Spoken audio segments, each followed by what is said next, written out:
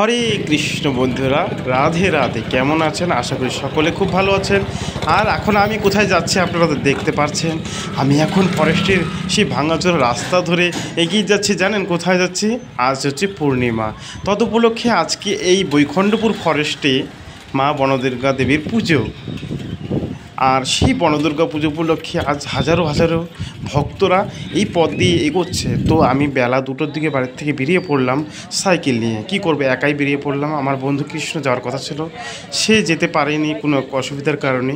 তো যাবার পথে দেখছি এই যে একটা নদী পড়ে, দেখবেন তো নদীর জলটা এতটাই পরিষ্কার যে ওখানে কিছু পড়লে পরে আপনি সহজেই পেয়ে যাবেন, খুবই পরিষ্কার। তো ওখানে হাত পা ধুয়ে নিয়ে আমি এগোচ্ছিলাম। তো যেতে যেতে দেখতে পেলাম কিছু বয়স্ক ঠাকুমা দিদারা, তারাও দেখেন এই গভীর বনে তারাও গিয়েছিল এই মা দুর্গা দর্শন করতে।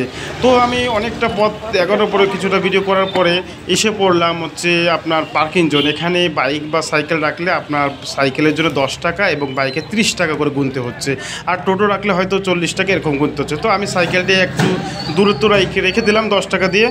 তো আমি এখন আগে এগিয়ে যাচ্ছি। তো যাবার পথে দেখছি একটি গাছের উপর কি সুন্দরভাবে পড়ে রয়েছে।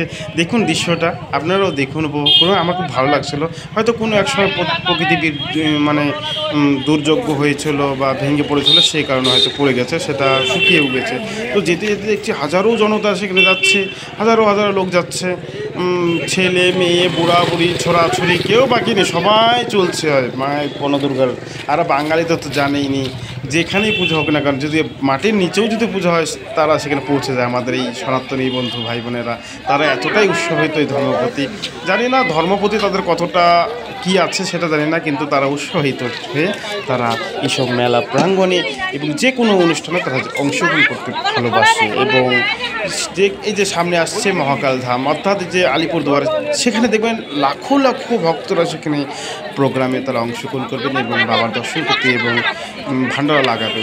তো আমি দেখুন আগাতে এখন অনেকটা ভিতর চলে এসে, তো সেখানে দেখছি কড়া ব্যবস্থা রয়েছে, ভালোই পুলিশ রয়েছে সেখানে। ফুলের দোকান, ফলের দোকান, চায়ের দোকান, ফ্রি চা খাওয়াচ্ছে, সব রকমের ব্যবস্থা সেখানে ভালো রয়েছে এবং আইন ভালোই চলছে। সেখানে পুলিশ পিকেট বসানো রয়েছে। আর মা তখন পৌঁছায় না এই মন্দিরে এসে। তো যেতে যেতে আমার কিছু মানুষদের সাথে আমাদের পাড়ার দেখা হয়ে গেল, তাদের সাথে কথা হলো। যাই হোক, আমি তখন ক্যামেরাটা বন্ধ রেখেছিলাম অবশ্য। তো এতটাই সুন্দর ভিউ দেখুন, আপনারাও অংশগ্রহণ করে। যেতে যেতে আমাদের পাড়ার জগন্নাথ নামে এক ভাইয়ের সাথে দেখা হয়ে গেলো, তার বন্ধুদের সাথে কথা বলার পরে আমি আবার ভিডিও আরম্ভ করলাম। তো যেতে যেতে ভিতর দেখছি এখন যাগযজ্ঞ হচ্ছে। আপনারা অবশ্যই দর্শন করুন। আর কি বলবো আপনাদের, আপনারা দেখতে থাকুন ভিডিওটি। হরে কৃষ্ণ।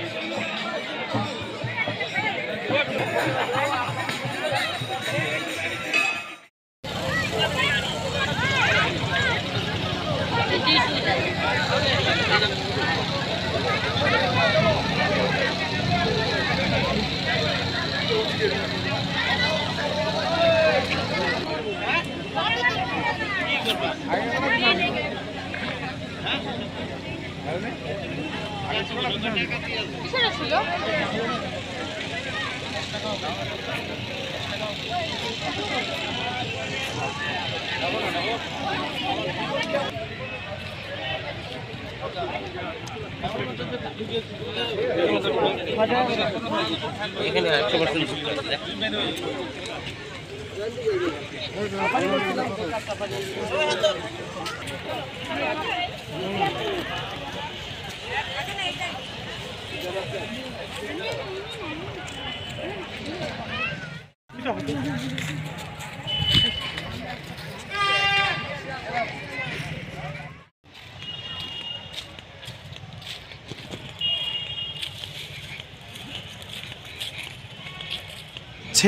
কাছেই ছিল একটি নদী, সেই নদীটাও দেখে নিলাম।